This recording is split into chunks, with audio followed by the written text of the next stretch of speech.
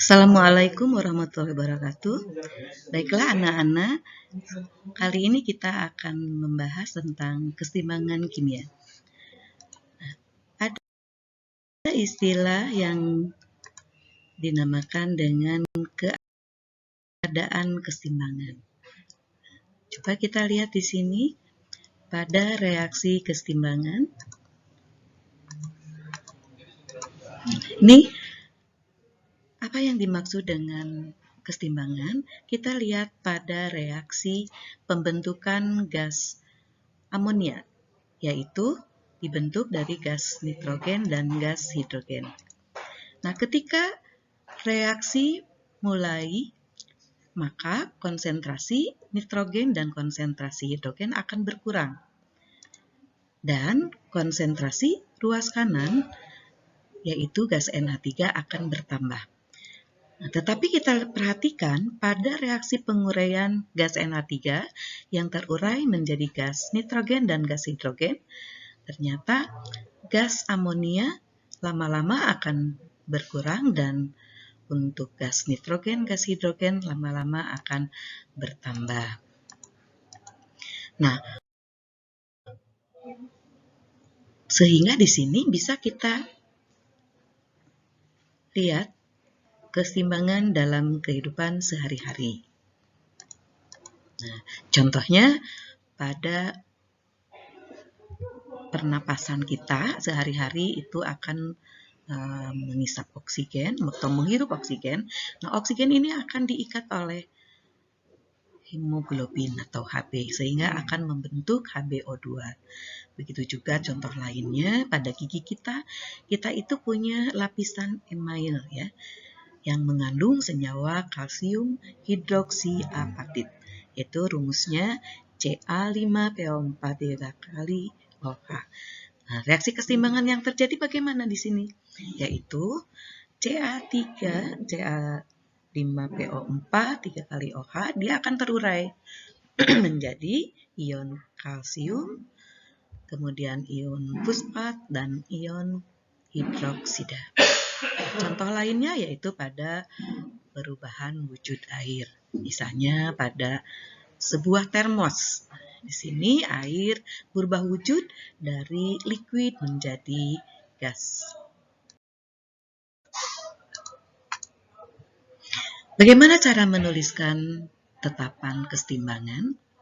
Nah, tetapan keseimbangan itu ada dua macam, yaitu KC, tetapan keseimbangan berdasarkan konsentrasi, dan KP, tetapan keseimbangan berdasarkan tekanan.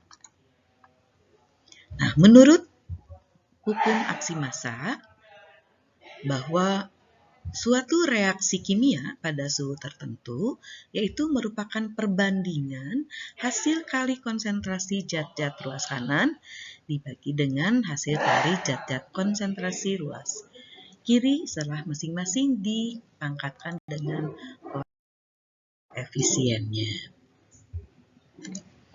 Kita di sini akan menentukan tetapan keseimbangan ya. Nah, tetapan keseimbangan seperti yang sudah tadi Ibu sebutkan, yaitu ada dua macam, tetapan keseimbangan KC dan tetapan keseimbangan KP. Untuk tetapan keseimbangan KC, reaksi itu ada dua macam ya. Ada reaksi homogen, yaitu zat-zat yang dilibatkan pada reaksi tersebut semuanya wujudnya sama.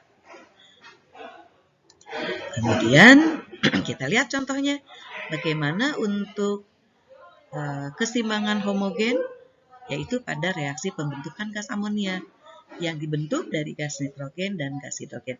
Kita lihat di sini wujudnya ketiga-tiganya gas sama ya, berarti itu termasuk keseimbangan homogen. Bagaimana rumus KC-nya?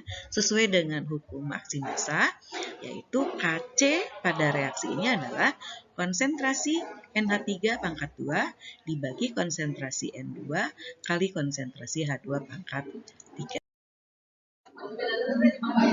Selanjutnya,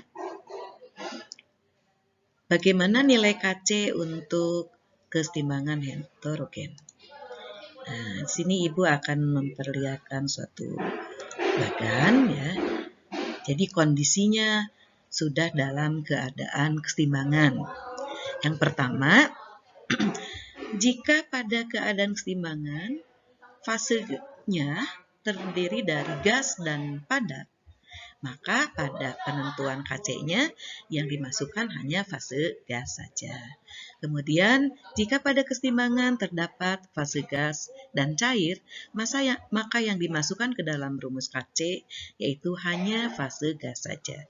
Nah, contoh lainnya, jika terdapat pada keseimbangan wujudnya larutan dan padatan, maka yang dimasukkan adalah yang larutan. Jadi kesimpulannya, yang dimasukkan pada rumus Kc hanya wujud gas dan larutan. Nah, ini contohnya.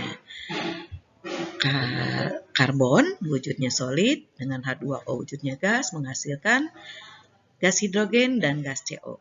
Maka yang dimasukkan ke dalam rumus Kc adalah yang hidrogen, kemudian karbon monoksida, dan uap air ya. Jadi rumus Kc-nya yaitu konsentrasi H2 kali konsentrasi CO dibagi konsentrasi H2O. Sedangkan untuk C karena wujudnya padat tidak dimasukkan. Next. Ini nanti latihan soalnya dibuat di rumah. Bagaimana rumus Kc untuk yang heterogen. Next lagi. Untuk pergeseran keseimbangan.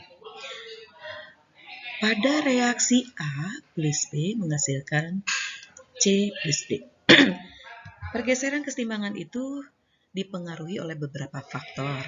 Yang pertama, pengaruh konsentrasi, yaitu jika konsentrasi ditambahkan atau ditingkatkan, maka reaksi akan bergeser dari arah yang ditambahkan. Contohnya nih, ruas kiri reaksi ya. Nah, ini konsentrasinya ditingkatkan. Berarti ini akan lebih besar konsentrasinya. Sedangkan pada hasil reaksi itu tentunya lebih kecil. Maka supaya seimbang kembali, nah dari ruas kiri itu akan memberikan ke kanan. Sehingga reaksinya akan bergeser ke kanan. Nah, itulah pengaruh konsentrasi. Sekarang pengaruh tekanan, yaitu tekanan itu berbanding terbalik dengan volume. Jika tekanan ditingkatkan, berarti volume dikurangi. Maka keseimbangan akan bergeser ke jumlah koefisien terkecil. Ya. Begitu juga kebalikannya, jika tekanan diturunkan atau dikurangi, maka volumenya akan diperbesar. Maka reaksi akan bergeser ke jumlah koefisien terbesar. Yang ketiga, pengaruh suhu. Bagaimana pengaruh suhu terhadap keseimbangan? Jika suhu dinaikkan, maka reaksi akan bergeser ke arah reaksi endoterm. Dan kebalikannya, jika suhu diturunkan, maka reaksi akan bergeser ke arah eksoterm. Berarti dalam hal ini, pada reaksi keseimbangan itu harus diketahui harga delta H-nya. Di mana kalau delta H positif, itu reaksi endoterm, delta H negatif, reaksi endoterm. Oke. Yang keempat, pengaruh katalis. Nah, sebetulnya katalis ini hanya mempercepat terjadinya reaksi keseimbangan, tetapi tidak menggeser keseimbangan. Nah, demikianlah anak-anak untuk pertemuan kali ini. Semoga semuanya bisa dipahami. Kemudian untuk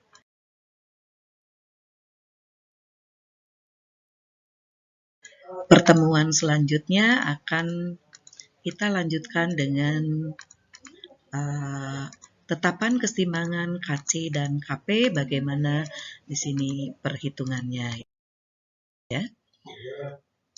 Semoga kalian sehat-sehat semuanya. Ibu tutup dengan bacaan hamdalah. Alhamdulillahirrahmanirrahim.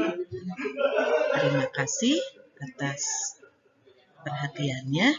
Wassalamualaikum warahmatullahi wabarakatuh.